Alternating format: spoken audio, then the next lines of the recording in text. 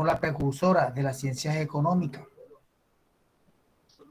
debido que esta pasa a dar unas explicaciones económicas que antes se basaban solamente en el campo filosófico. Esta ya comienza a dar una explicación a través de la observación, ¿cierto? Entonces, ¿qué afirma la teoría? La teoría afirma que las reglas de la economía vienen dadas. Las reglas de la economía vienen dadas por la naturaleza. Y la tierra es la única fuente de riqueza por la cual un país podía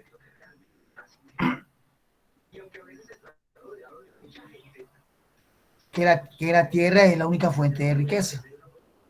¿Cuáles son cómo un país podría obtener riqueza?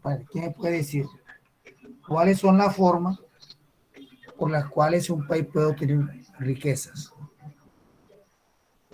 ¿Sí? Un país puede obtener riqueza mediante la guerra. ¿Cierto? Compañero, ¿me escuchan? Sí, profesor, sí lo escuchamos, así es. Un país se puede ver, acuérdense de la época de los vikingos. La guerra era con el saqueo. Claro, porque la guerra trae el saqueo. En nuestra época se podrá vivir todavía, podemos ver ese tipo de riqueza de unos países. Sí lo podemos ver en algunas invasiones. No sé, cuando las potencias invaden, por lo menos Estados Unidos, que es un experto invadiendo a otros países, cuando le ganan la guerra, se apoderan de esa riqueza, lo saquean, ¿cierto? El Imperio Romano invadía y se apoderaba de la riqueza, saqueaba a esos territorios. La segunda forma de que un país pueda obtener riqueza, ¿cuál puede ser? Profe, ganadería, agricultura, minería, quizás. Bueno, correcto. Pero antes de La, llegar agro, a esa, la agroindustria, profesor. bueno, antes de llegar a esa, la otra forma es el comercio. Pero el comercio siempre hay algo engañoso. Actualmente en Colombia, ¿qué observamos? Con las mercancías. ¿Son todas producidas en Colombia o hay una parte que es producida en Colombia y otra parte es importada? Profe, la gran mayoría de los colombianos son exportados. Ahora mismo el 80%, casi el 80% de los insumos y la materia prima es importada, profesor. Entonces, solo se está exportando el 25%, el 30% de lo que se produce aquí. Nosotros vemos que se acabó con el aparato productivo. Se observa que nuestra base alimentaria está en peligro, porque importamos el 30% de los alimentos que consumimos. Colombia importa 14.000, cifras del año 2017, 2018. Colombia. Profe, en una última investigación se dice que más del 70% de los insumos y de algunos productos ya fabricados son importados, profe. Pero, bueno, entonces, pero ahí estamos viendo todo, ¿verdad? Usted me habló de insumos, pero si nosotros vemos los alimentos, gran parte de los alimentos que consumimos son importados. Colombia importa leche, importa lácteo, importa aceite, importa azúcar, ¿cierto? Entonces, claro, mediante esa técnica, el país que está exportando se enriquece, ¿cierto? Y la otra manera de que un país se obtenga riqueza es mediante la que dio el joven Carlos, mediante la ganadería, la industria, ¿cierto? Entonces, por eso es que ellos dicen que la única fuente de riqueza que puede obtener un país es mediante la agricultura, mediante la explotación de la tierra, ¿cierto? Entonces, nosotros que vemos en Colombia actualmente, ¿se le está prestando atención a la tierra o no se le está prestando atención a la tierra? Profe, la principal fuente económica de Colombia sería la explotación de minerales y no la agricultura, por lo que tengo entendido. Y los fisiócratas hablan, sí, que los minerales son importantes explotarlos, pero no pero no como fuente principal, sino como fuente secundaria. Que lo primero es producir alimentos, explotar la tierra. Pero en Colombia, como dice usted, Carlos, vemos que primero está la explotación de la economía extractiva con carbón, que ya se está escaseando, no se está escaseando, perdón, que los grandes mercados internacionales, debido a al reglamentamiento global, le están exigiendo. Acuérdense de la cumbre que hubo el año pasado. ¿Se acuerdan? Una cumbre que hubo el año pasado. ¿Dónde estuvo la cumbre? Una cumbre que hubo a nivel mundial sobre el recalentamiento global, donde le exigían a los países disminuir la producción. ¿Cómo no, Pedro? Disminuir la producción de dióxido de carbono, ¿cierto? Entonces el carbón ya está bajando, ya no es tan apetecido como antes como generador de energía. La otra fuente de energía, la otra fuente de recursos que genera riqueza para el país Colombia, ¿cuál es? Además del carbón. ¿Sí? El petróleo, ¿cierto? Entonces estamos viendo, ellos plantean que no, sí hay que explotar los minerales, pero no como primer renglón de fuente de energía, sino es la producción de alimentos. Ahora, ¿cuáles fueron los grandes representantes de esta escuela? Fueron Kesnay, 1964, 1694, 1774, Turgot, Kuznay, Riquet y Dupont. Como hemos visto, esta escuela dice que lo que significa fisiocracia es gobierno de la naturaleza. O sea, todo obedece a un orden natural. Ahora, pero si el gobierno, ellos también planteaban que el gobierno no podía intervenir en la economía. ¿Cierto? Ahora, si el gobierno no puede intervenir en la economía, ¿a qué se debe dedicar el gobierno? ¿Cuál sería la razón de que existiera un gobierno? Era regular los demás entes que habían dentro de la sociedad, pero no la economía. Dame un ejemplo para ver cuáles serían esos ejemplos. Bueno, ellos plantean. Se regula el sector público, pero nada, no se tocará nada de lo privado. Bueno, ellos hablan de que el gobierno debería dedicarse a la protección de la población contra invasores. O sea, crear un ejército para proteger a la población de personas que los fueran a atacar. Esa es una función del Estado.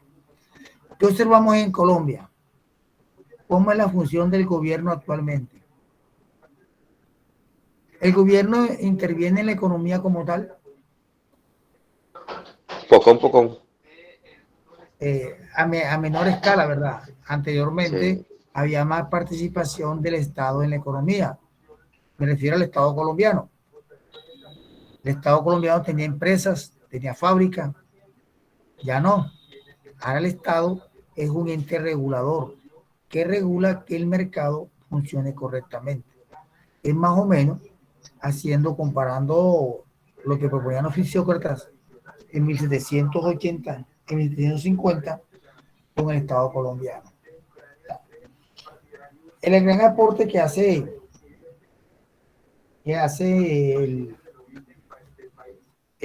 la famosa frase: el dejar hacer, el dejar pasar. O sea, todo el mundo es libre de tomar sus decisiones económicas. ¿Se acuerdan qué producir y para qué producir? Eso es la función del Estado, ¿cierto? Ellos defienden la propiedad privada. O sea, todo el mundo es dueño de tener lo que quiera, pero ganado con el fruto de su trabajo.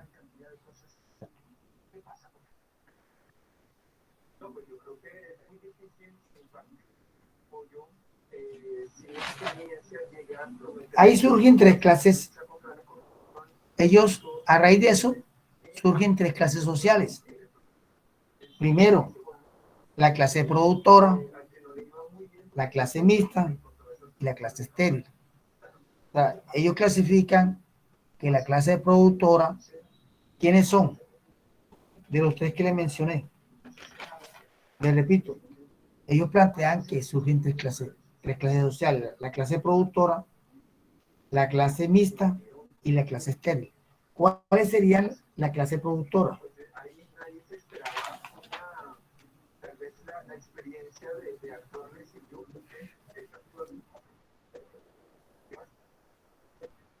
O sea, los agricultores son la clase productora, son los que generan riqueza.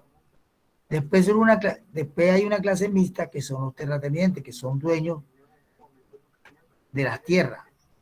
Y por último, la clase estéril, que está conformada por los comerciantes, los artesanos, los profesionales. Ahora, en ese juego, la compañera también lo mostró, la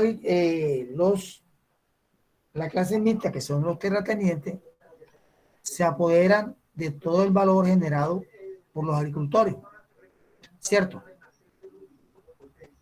Luego, ¿qué hacen ellos? Los agricultores, ¿qué hacen? Con el dinero que obtienen, le compran productos agropecuarios a los campesinos, y la otra parte de la plata que la hacen, ¿sí?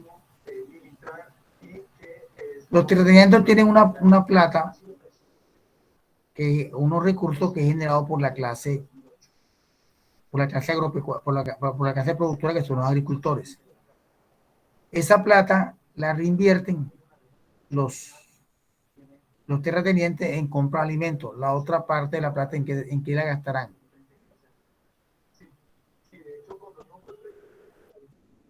Comprándole productos a los artesanos, comprándole servicio a los médicos, que es la clase estéril, y comprándole productos a los comerciantes, ¿cierto? Ahora, ¿él por qué dice que la tercera clase es la clase estéril? ¿Por qué será? ¿O por qué la escuela? Porque es la menos productiva. Porque es la menos productiva, la que menos no genera ninguna riqueza, ¿cierto? Pero simultáneamente, los agricultores, ¿qué compran? Recurren a la clase estéril a comprar lo mismo, medicina y otros bienes. Por lo menos el agricultor produce la materia prima para producir la ropa, pero ¿quién produce la camisa? ¿Quién la fabrica? El artesano o el confeccionista, ¿cierto? También reclama medicina. Entonces, de esa manera se genera como un flujo circular del dinero. Ahora, en cuanto al impuesto, ¿a quién se debería gravar de las tres clases? ¿A la clase productiva, a la clase terrateniente o a la clase estéril?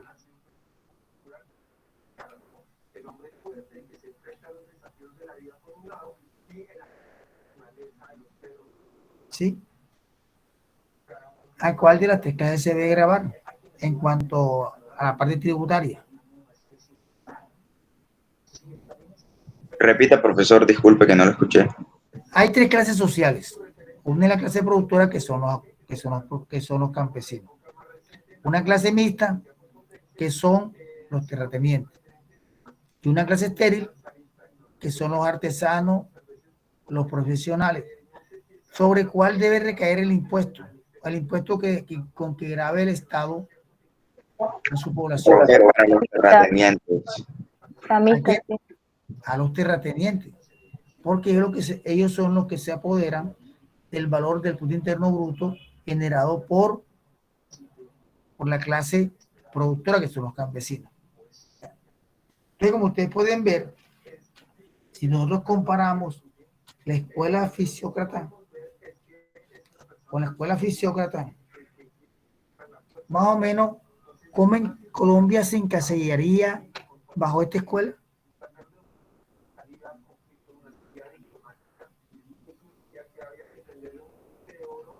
¿Sí? Colombia se Repita, encasillaría, profesor, disculpe. viendo los postulados de la escuela Fisiócrata. ¿Ustedes podrían decir que Colombia se encasilla bajo estos parámetros? Solo no concuerda en la cuestión de los impuestos, profesor. En los Que esa impuestos. clase que es la que más tiene, o la más dominante, o la terrateniente, la que menos paga. Una de las que menos paga. Sí, porque una de las propuestas de uno de los candidatos, no voy a decir el nombre, dice que la tierra no está grabada como debe ser. O sea, el impuesto predial cobrado a los dueños de la tierra en Colombia no obedece con la cantidad de hectáreas que ellos reflejan, ¿cierto? O no es que no refleje, sino que no es grabada como debe ser, con el porcentaje. Por lo menos, si usted observa en el impuesto predial, hay unas tasas, ¿cierto? La tasa es el valor, el porcentaje a pagar. Y ese valor va de acuerdo al sector donde esté la casa.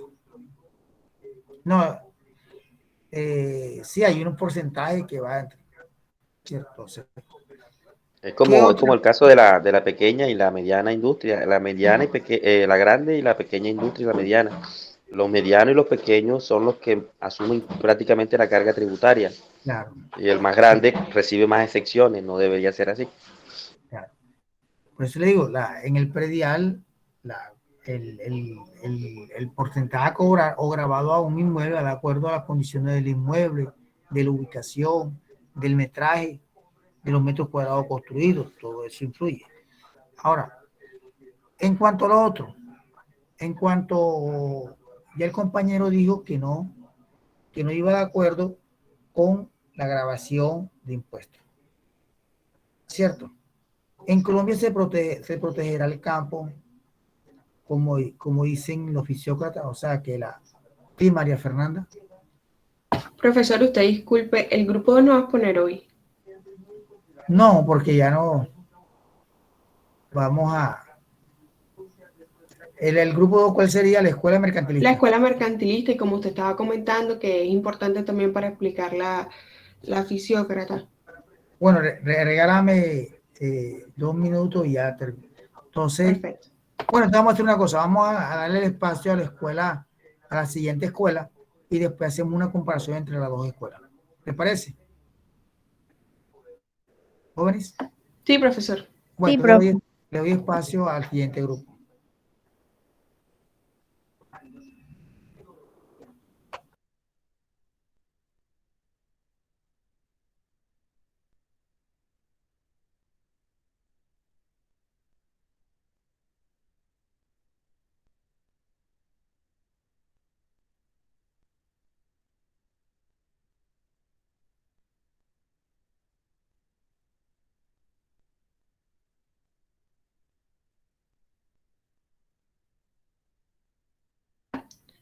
Estaba compartiendo la pantalla.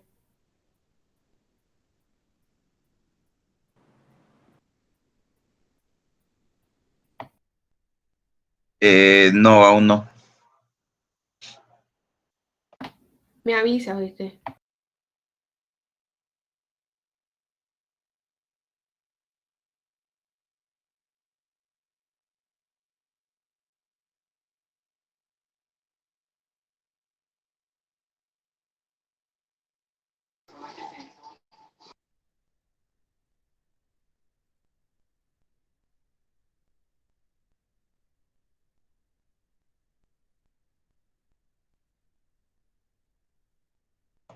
Nada más, Fe, cuando se comparta, yo te digo por acá.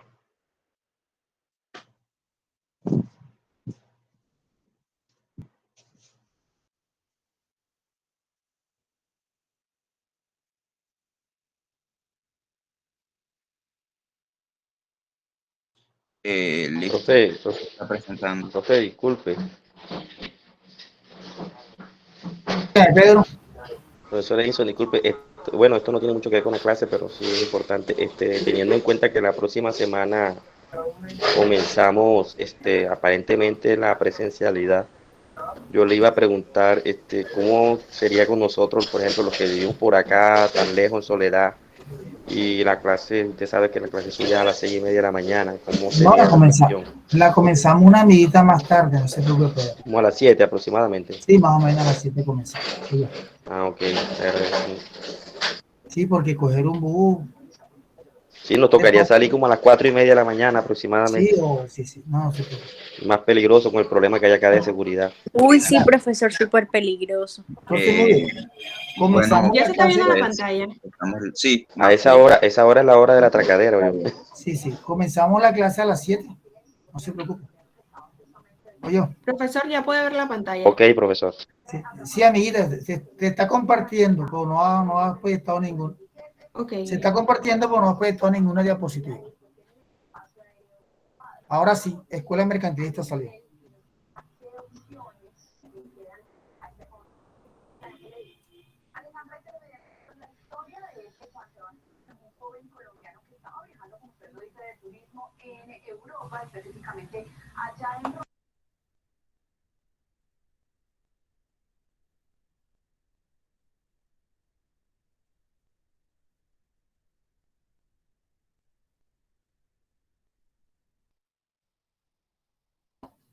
Dayerlis.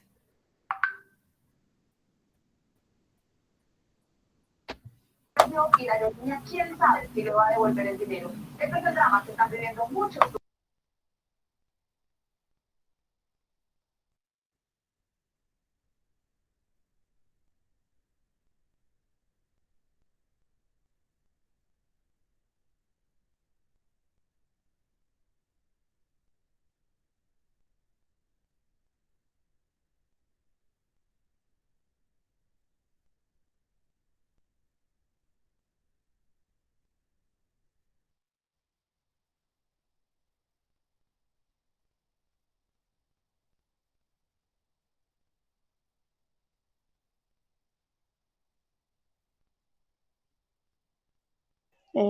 Buenos días, mi nombre es Dayerlis Tapia, mi grupo está conformado por María Fernanda Rivera, María Fernanda Sampaio, Carlos Méndez y Jesús Rodríguez, y vamos a hablar acerca de la escuela mercantilista. Comenzaremos con la definición de esta y su origen.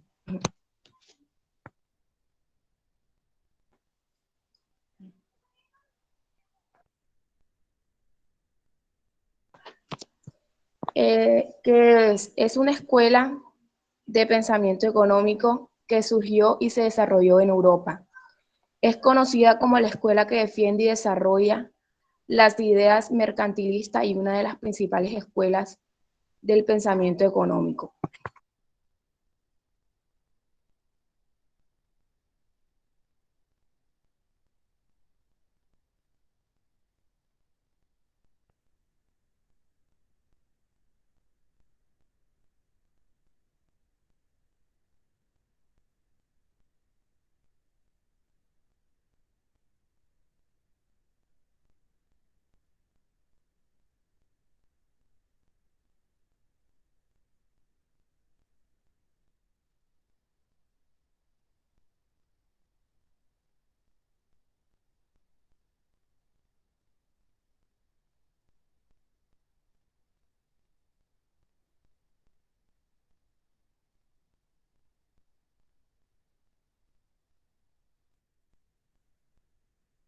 Profesor, Bueno, deme un momento. cómo funciona.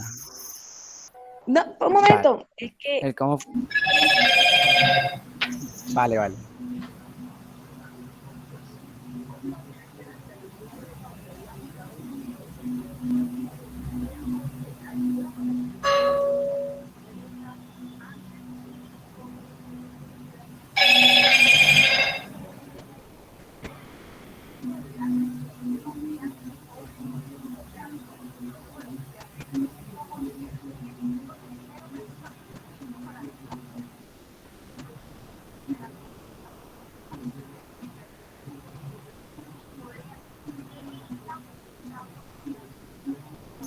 Bueno, profe, o sea, voy a pasar yo con el cómo funciona en cuanto al mercantilismo.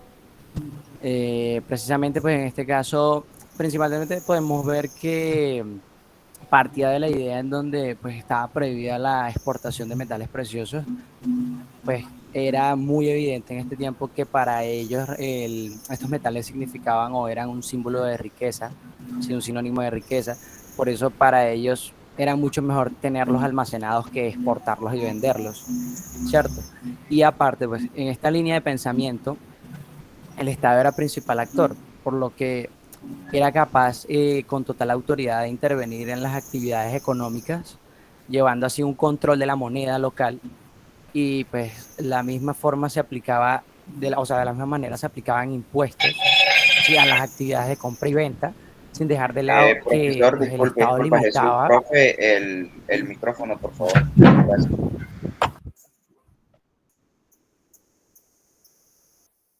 Perfecto, prosigo entonces.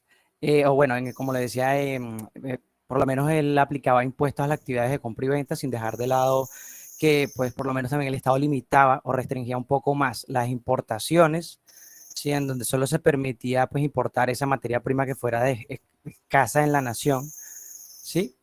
Y impulsando las exportaciones, pues generaba mayor tasa de ganancia a nivel exterior, ¿cierto?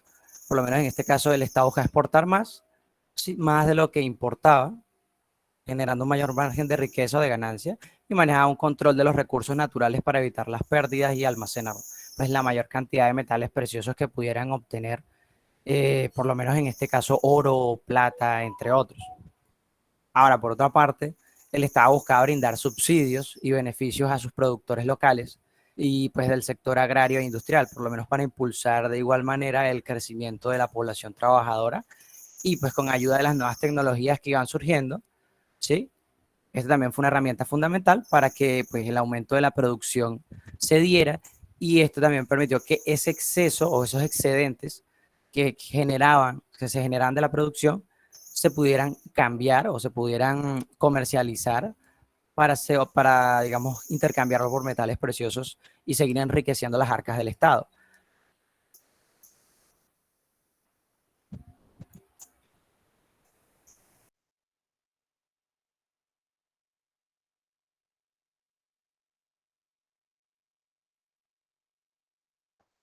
Bueno, profesor, yo voy a hablar de los principios de esta escuela mercantilista. Entonces, pasa la diapositiva, por favor.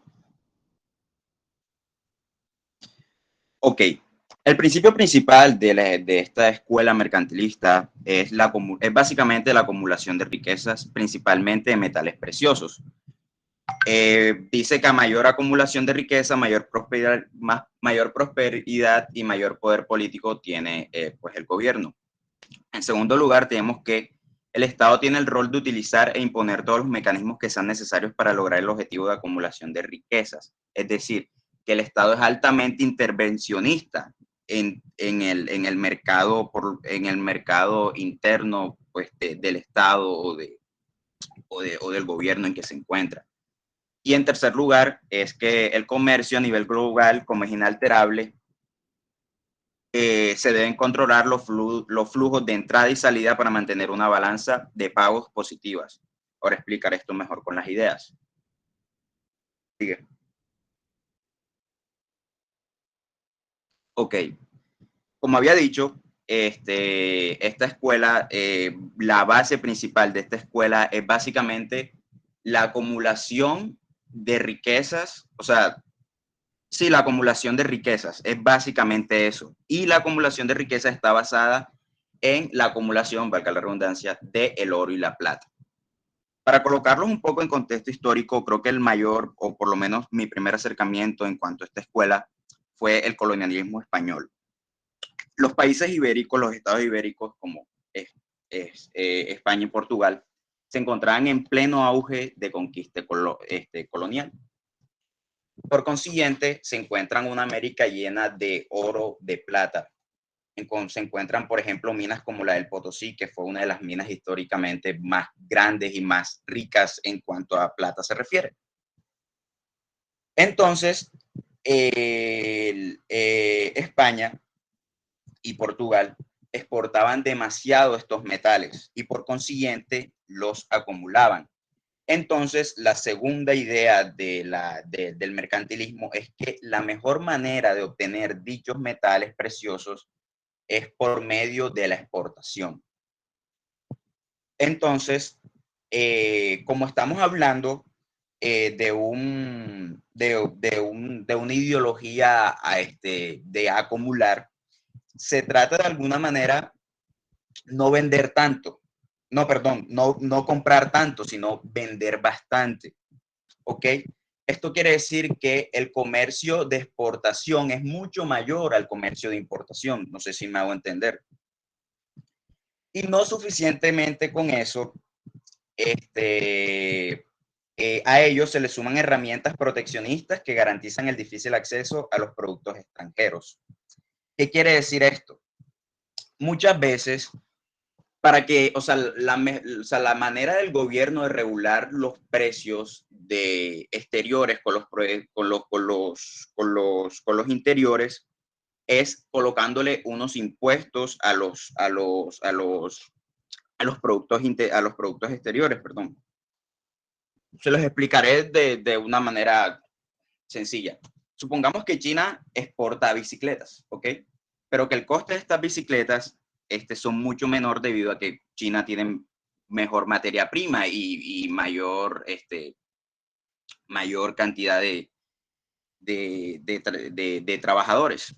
Y Colombia también está vendiendo bicicletas, sin embargo, estas son mucho más caras. Es decir, las de China son más baratas y las de Colombia son más caras. Entonces, resulta y pasa que los colombianos están comprando muchas más bicicletas chinas debido a que obviamente son más baratas, entonces tú quieres lo más barato. Pero entonces lo que hace Colombia es que para regular los precios y para regular la balanza entre economía local y economía internacional, es que le coloca impuestos a estas bicicletas que vienen desde China. Entonces estos impuestos de alguna manera logran que se balancee los precios debido a que ya estás pagando un impuesto. Entonces, debido a que estás pagando un impuesto, eso implica un gasto. Y ese gasto directamente afecta el precio, dado que tienen que aumentarle el precio porque ya es algo que están gastando.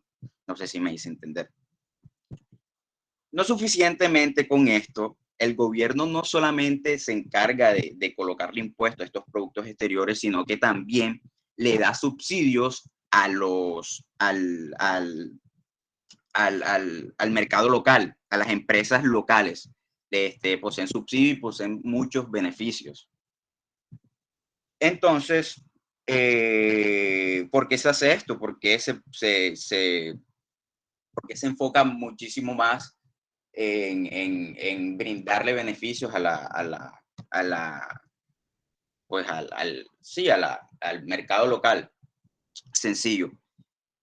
Resulta y pasa que debido a que estamos hablando de una ideología de acumulación y de vender mucho más, lo que tratan lo menos posible de importar cosas, de traer cosas del exterior. Por ende, la mejor manera de contrarrestar esto es fortalecer el mercado local para así poder autoabastecerse. ¿Sí me hago entender?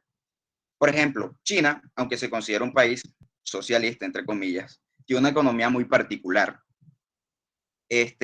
China, de hecho, creo que es el segundo del primer país, no he visto ahora mismo las estadísticas, pero está entre el primero y el segundo, que es el país que más exporta, pues, productos, con un 46% de exportación mundial. Pero China tiene una particularidad y es que refuerza mucho el mercado local para no traer tantos productos del exterior, sino poder autoabastecerse. Ok, es imposible, obviamente, que un país se pueda autoabastecer totalmente.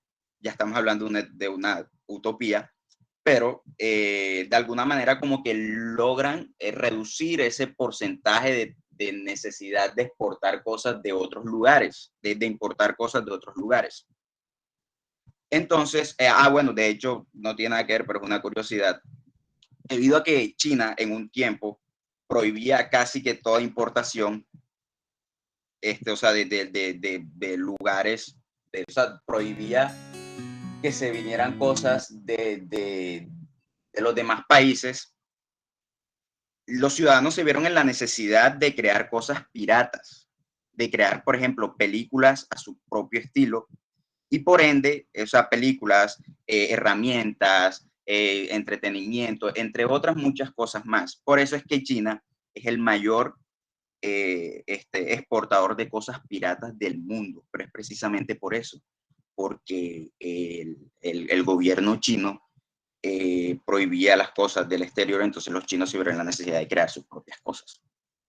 Ok, entonces ya, esa aquí terminó mi parte, entonces le doy la palabra al siguiente compañero y listo. Este profesor, yo no pude hablar al principio porque tenía problemas de conexión, pero ahora sí voy a dar la definición y los orígenes de la escuela mercantilista. Usted disculpe. No te preocupes, papá. Tapias, siga. Dale. Bueno, ahora sí. La definición como tal del mercantilismo.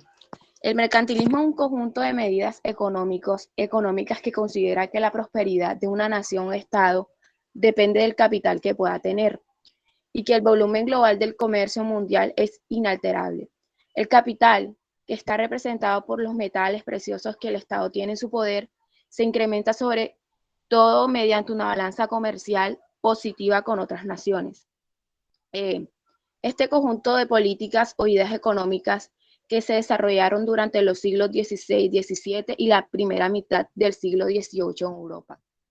Se propuso fomentar, mediante el aumento de las fuerzas productivas, tanto a la economía general privada como al sector estatal.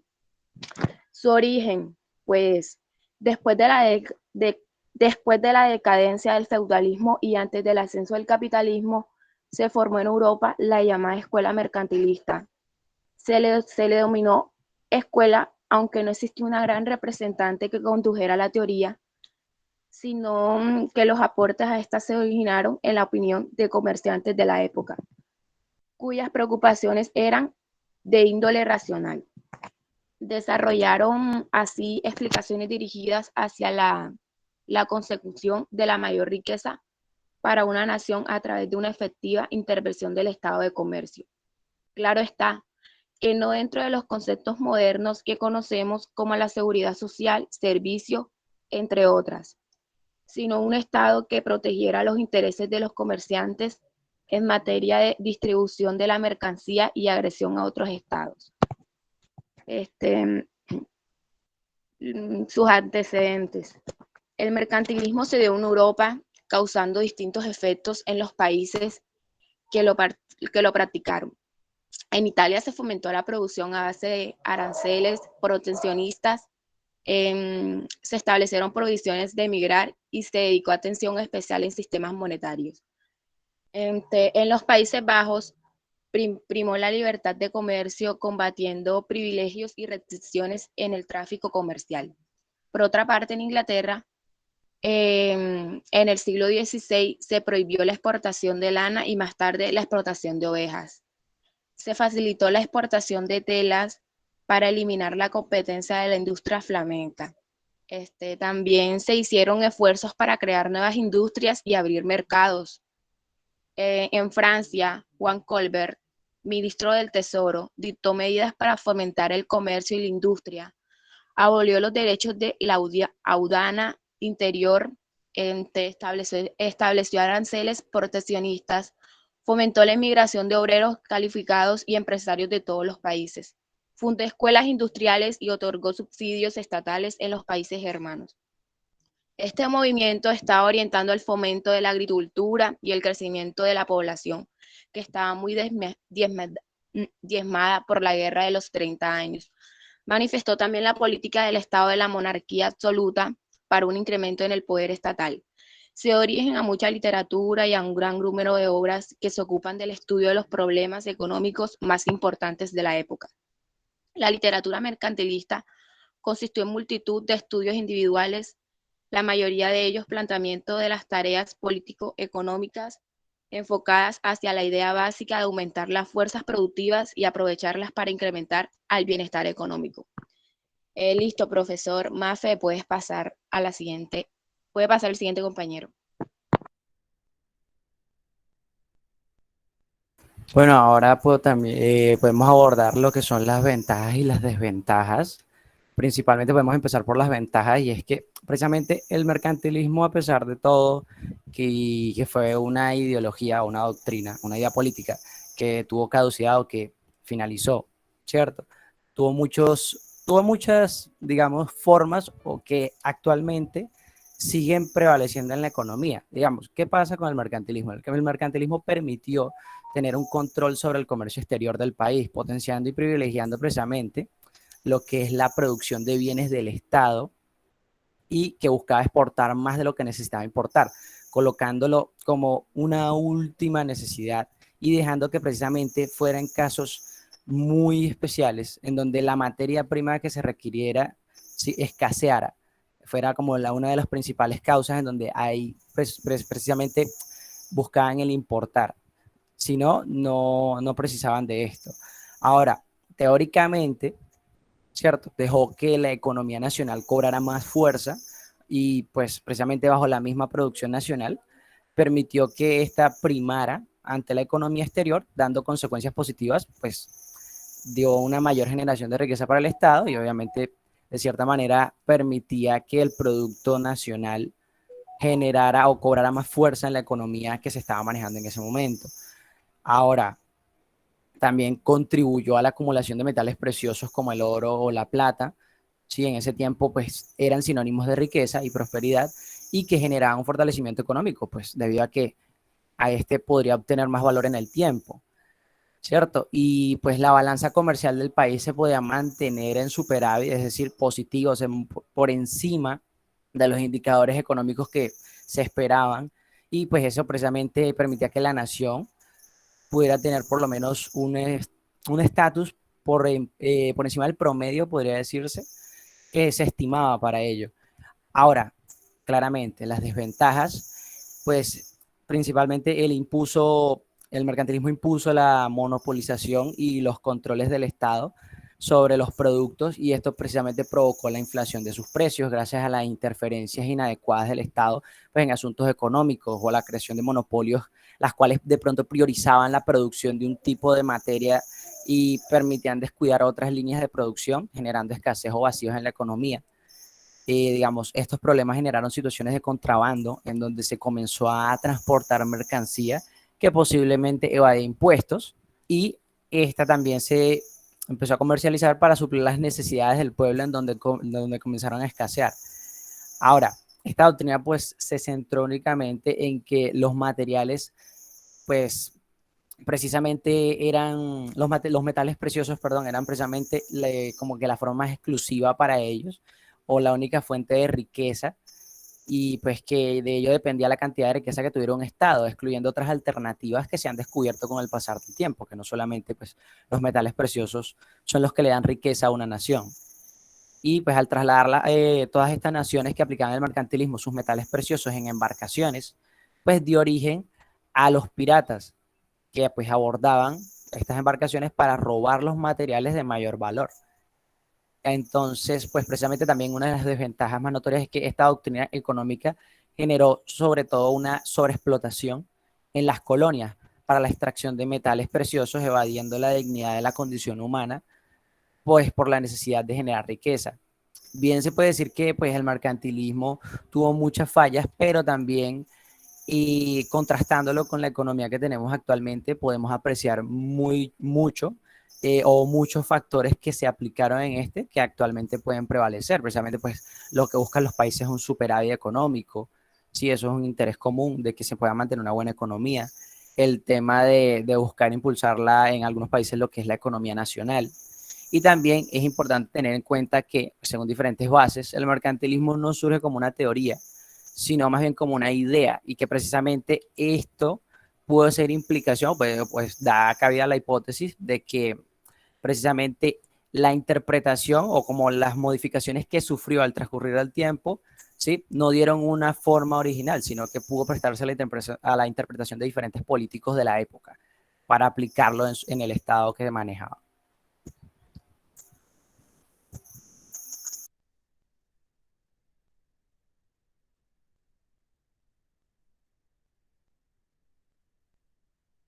Buenos días, profe. Yo le vengo a hablar sobre los autores destacados de el mercantilismo, de la escuela mercantilista. El autor más importante fue Thomas More, un director de una compañía india que decía que para enriquecerse debía hacerse a través del comercio exterior y la acumulación del capital.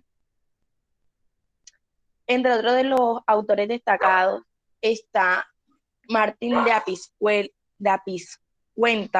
que fue un sacerdote, teólogo, filósofo y economista español. Antonio Serra, que fue un economista italiano. Jean Bodin, que fue un francés que desarrolló sus ideas en la filosofía, el derecho, la ciencia política y la economía. William Petty, que fue un inglés filósofo, médico y economista estadístico. Mafe, pasa, por favor. Tomás de Mercado, que fue un español filósofo, economista y teólogo español. Ah, ya había dicho que era. Y Antonio de Montesquieu, que fue un soldado, dramaturgo y economista francés. También voy a hablar sobre las críticas que se le hizo a la escuela mercantilista. Un momento.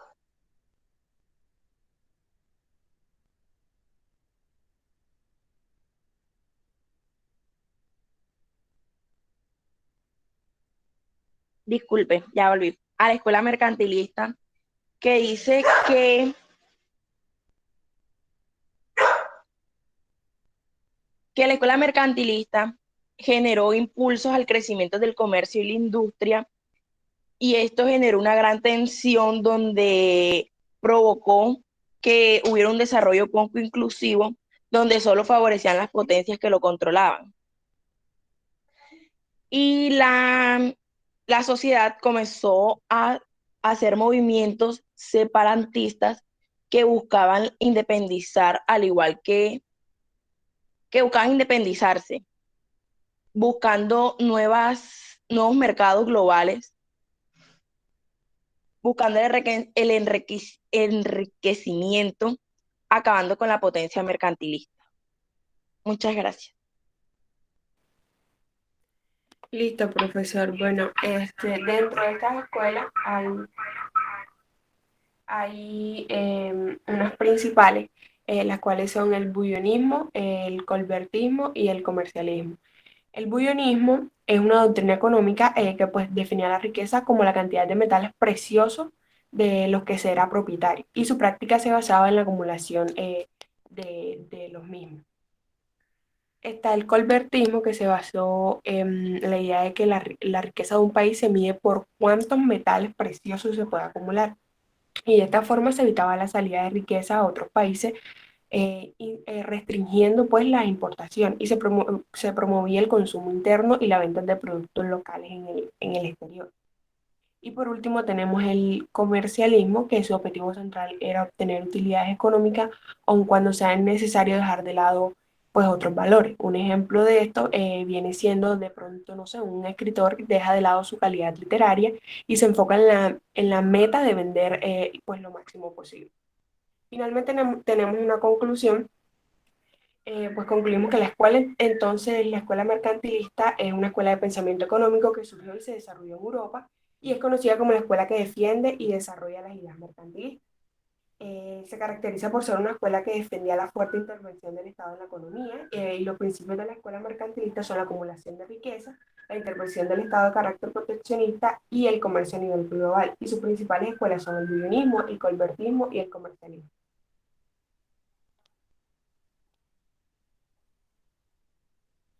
Eso sería todo.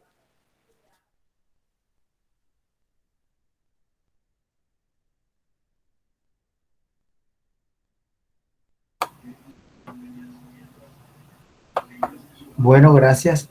Bueno, mire, como ustedes pueden ver, el mercantilismo se basa en la acumulación de metales preciosos. Se dice que, como dijeron los compañeros, entre más metales preciosos tenga un país, va a ser más rico, bajo el esquema de este o los postulados de esta escuela, ¿cierto? Pero eso en la práctica será verdad. O sea, entre más plata, entre más metales preciosos tenga un país, va a ser más rico. ¿Qué dicen ustedes para ver?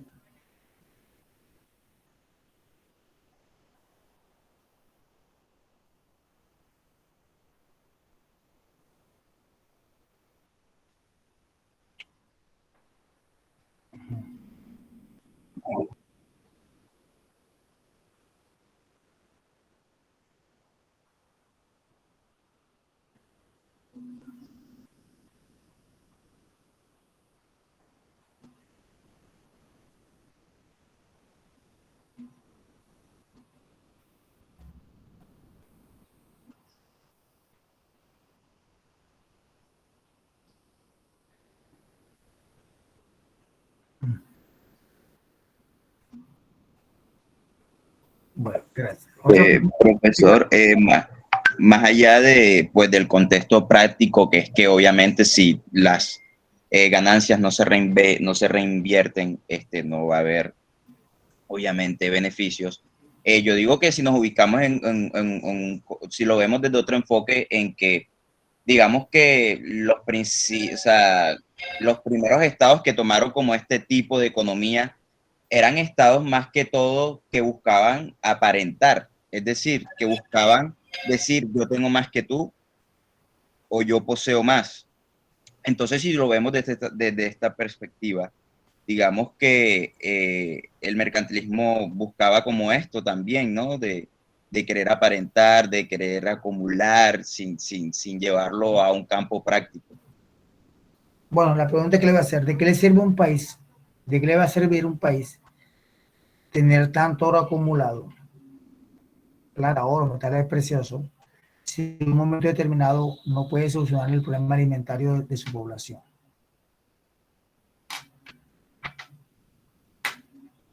¿Sí?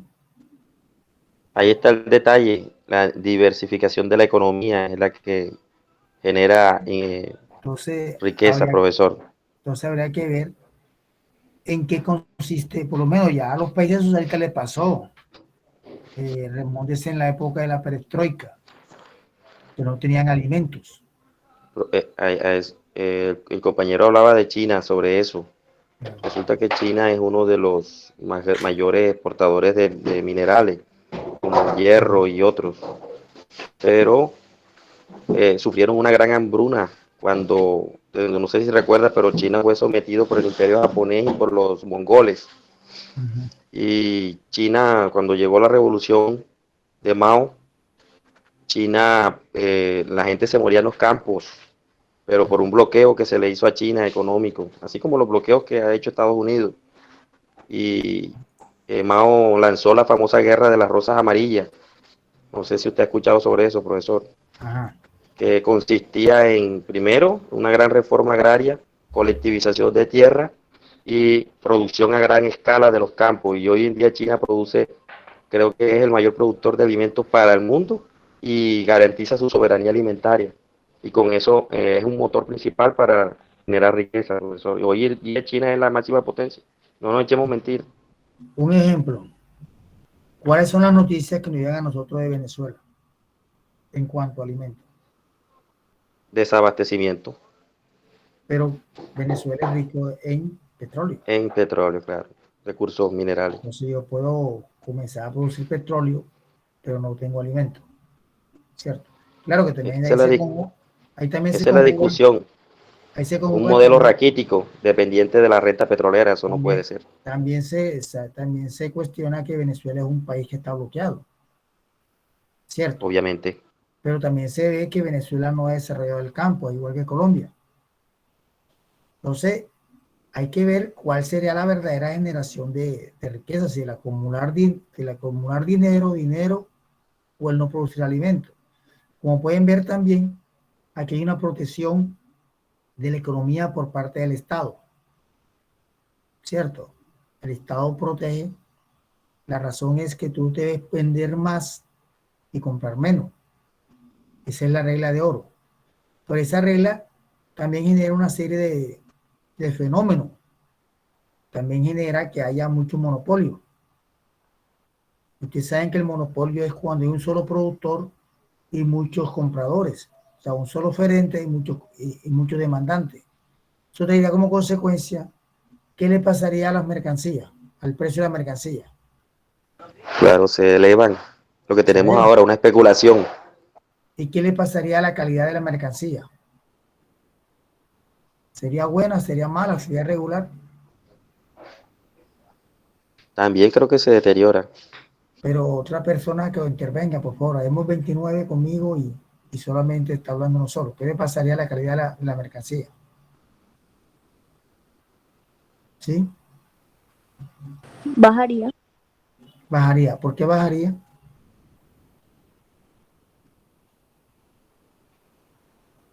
Sí, la calidad de la mercancía no sería la óptima, pero ¿por qué sería?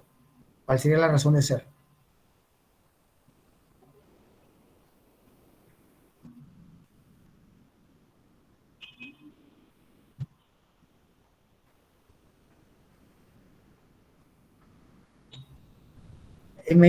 Imagínense este mercado. Una sola persona produce zapatos.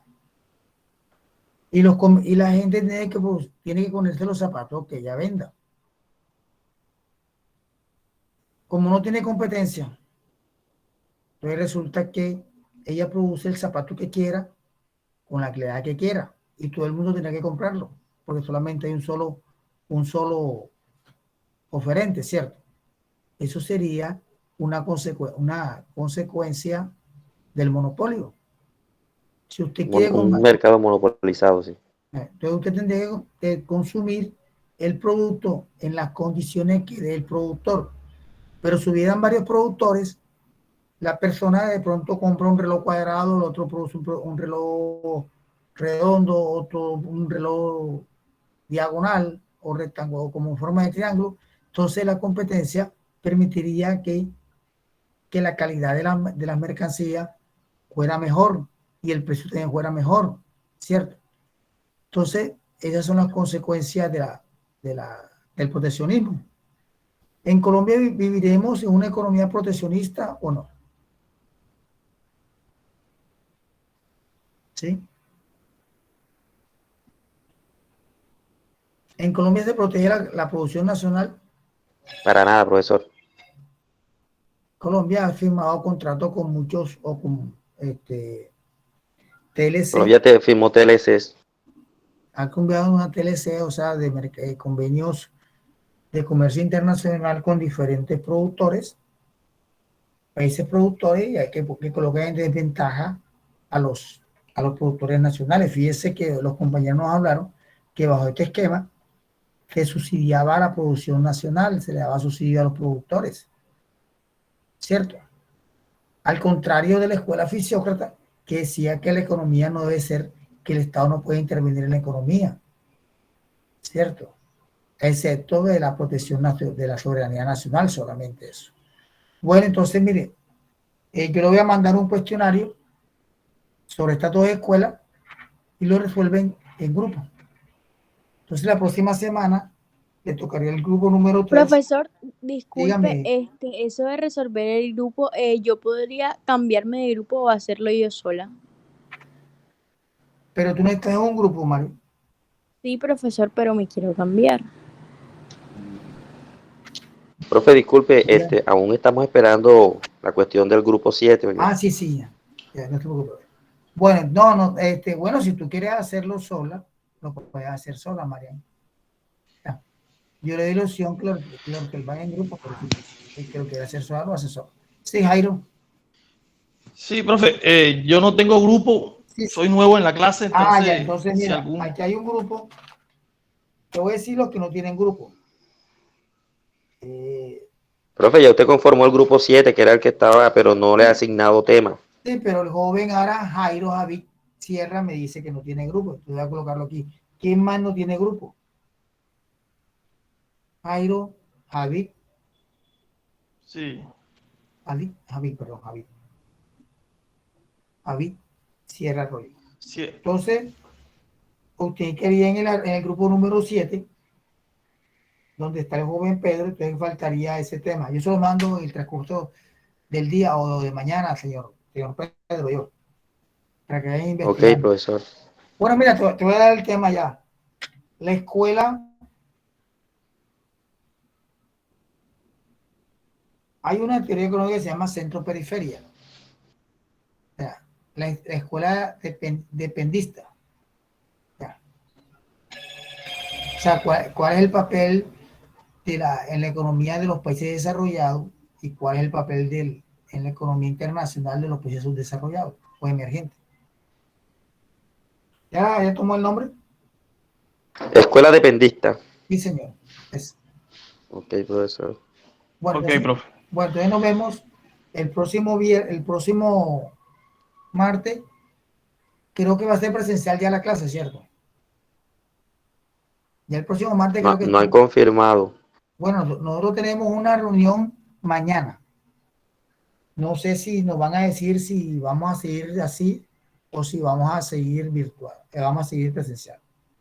Aunque el tema dice que es referente, sí, es referente a esto, a la presencialidad. Bueno, compañeros, gracias.